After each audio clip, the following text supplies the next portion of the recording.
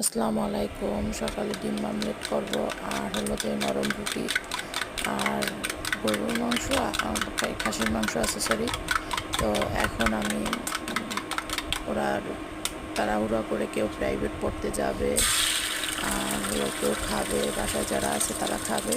তো আমি ডিম আমলেট, কেউ ডিম আমলেট খাবে, কেউ আবার খাসির মাংস দিয়ে নরম রুটি খাবে।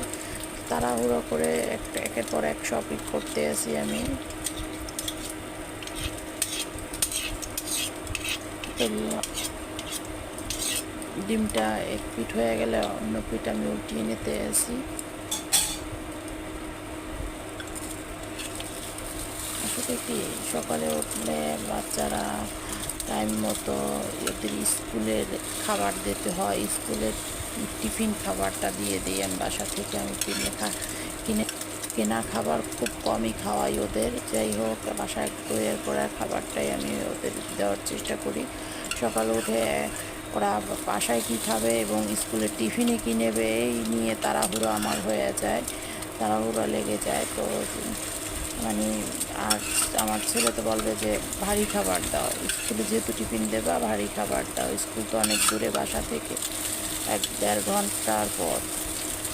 সকাল 7:15টার সময় নামে, আসে 3টা, 3:30টার সময়। তো যাই হোক, এখন সকালে নাস্তা হিসাবে আমি ডিম আমলেট আর নরম রুটি দিয়েছি ওদের, যে বড়জনের ডিম আমলেট আর নরম রুটি খাবে, তো ওদের দিচ্ছি। আর যারা আছে তারা খাসির মাংস দিয়ে নরম রুটি খাবে।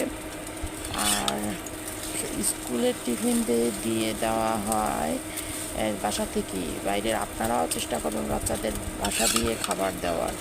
বাসা দিয়ে খাবারটা দিলে স্বাস্থ্যসম্মত খাবার। বাইরের খাবার কিন্তু স্বাস্থ্যসম্মত না। বাইরের গ্যাস হয়ে যেতে পারে, বিভিন্ন ভাজা পোড়া খাইলে বাচ্চাদের শরীর খারাপ করতে পারে। তো যাই হোক, বিভিন্ন সাইড মিলিয়ে বাইরের খাবার না দেওয়াই ভালো। এখন আমি নরম রুটি বানাবো।